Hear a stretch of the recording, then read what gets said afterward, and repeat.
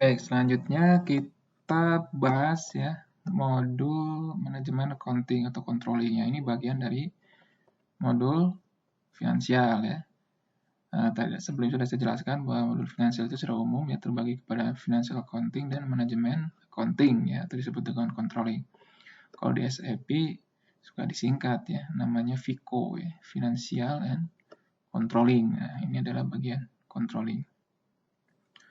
Nah, tujuan dari modul controlling ini adalah untuk kepentingan manajerial accounting ya. Jadi untuk mengumpulkan data transaksi ya, yang nanti akan memberikan dasar untuk kepentingan pelaporan internal ya, sehingga bisa digunakan untuk pengambilan keputusan ya. Jadi kalau financial accounting itu lebih kepada external reporting ya. Nah, kalau control ini kepada internal reporting ya. Jadi kalau financial accounting itu kan ke balance sheet ya. Kemudian ke income statement atau profit and loss kan.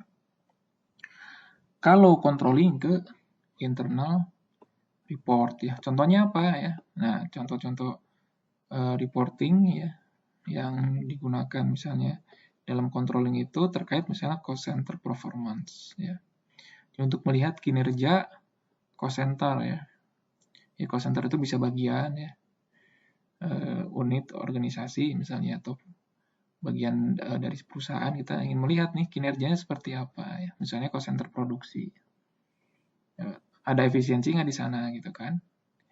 Atau misalnya profit center ya. Nah, kalau profit center juga melihat aspek pendapatan ya. Misalnya profit center di salesnya itu dibagi misalnya ya. Ada penjualan misalnya di bagian barat misalnya, penjualan di bagian timur. Kemudian kita melihat kinerjanya bagus mana nih penjualan di bagian barat dan bagian timur. Itu kita bisa melihat di profit center performance-nya ya. Nah, ini tidak ada di financial accounting ya. Ya adanya di controlling ya, controlling. Kemudian budget analysis ya. Untuk melihat anggaran ya, analisis anggaran ya. Anggarannya berapa ya, kemudian misalnya realisasi aktualnya berapa ya, variansnya berapa ya. Itu ada di controlling.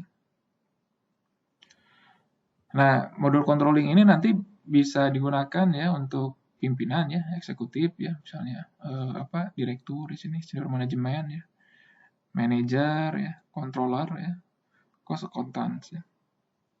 Dia bisa melihat ya dari controlling, laporan controlling tadi. Ya, sehingga digunakan untuk pengambilan keputusan ya. Baik, berikutnya adalah organizational object yang ada di modul controlling ya.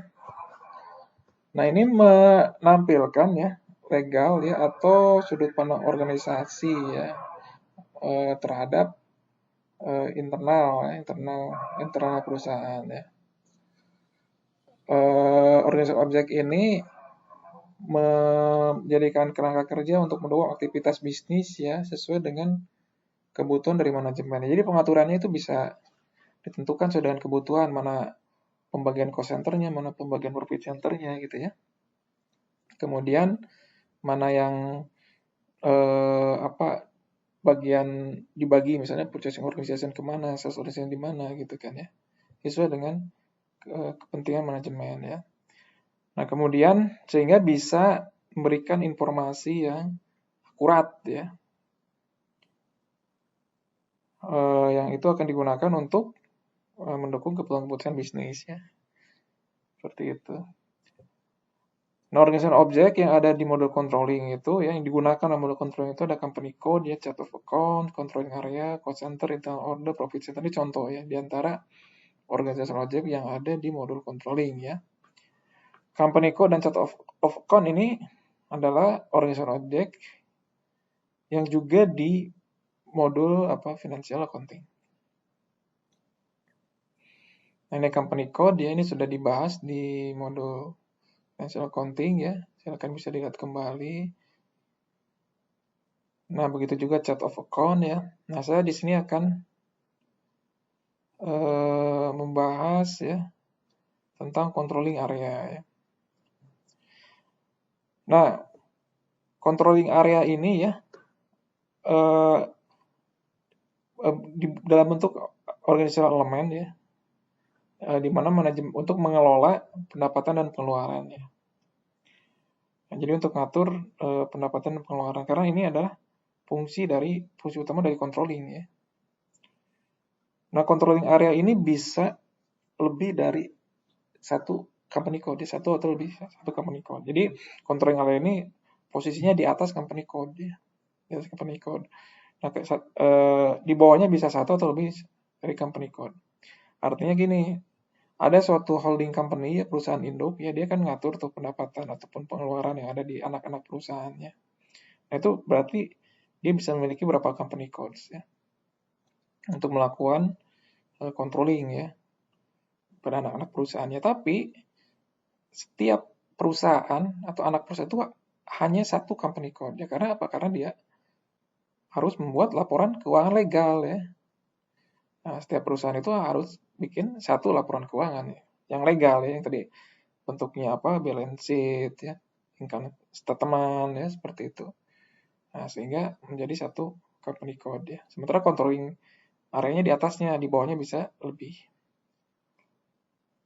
Nah, sehingga menjadi suatu cara yang digunakan untuk mengidentifikasikan dan menelusuri ya, di mana pendapatan dan biaya itu terjadi ya, sehingga bisa dilakukan evaluasi ya.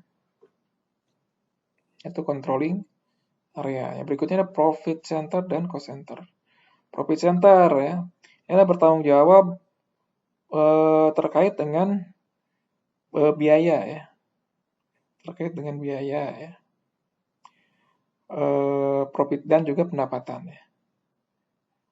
Nah, sehingga di profit center itu kita bisa menampilkan laporan pendapatan dan biaya.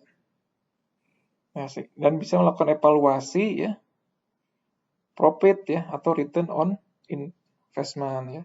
Nah, profit center itu contohnya apa? Ya, misalnya kita bisa membagi perusahaan itu berdasarkan profit center ya, berdasarkan region, function, produk ya. Misalnya berdasarkan cabang ya, region ya. Jadi ada misalnya profit center Bandung ya. Kalau cabang Bandung bisa tuh profit center di situ. Atau berdasarkan fungsi ya. Misalnya bagian produksi ya, bagian SDM, bagian penjualan gitu kan. Itu jadi profit center ya. Atau berdasarkan produk ya. Jadi produk itu bisa jadi profit center. Ya. Misalnya kita memiliki produknya itu makanan, misalnya minuman ya, kita kelompokkan. Itu bisa jadi profit center. Ya, masing-masing jadi satu profit center untuk melakukan analisis pendapatan dan biayanya. Kemudian cost center ya. Nah, kalau cost center ini terkait khususnya untuk pembebanan atau biaya. Ya, tidak bertanggung jawab terkait pendapatan. Ya. Ini biasanya apa? Terkait misalnya untuk aktivitas-aktivitas yang bisa memberikan nilai tambah ya. Nah, cost center ini ya biasanya adalah contohnya di sini adalah dibagi ya berdasarkan tanggung jawab, lokasi atau aktivitas, misalnya cost center produksi. Nah, kemudian di produksi itu juga bisa dibagi beberapa ya. Misalnya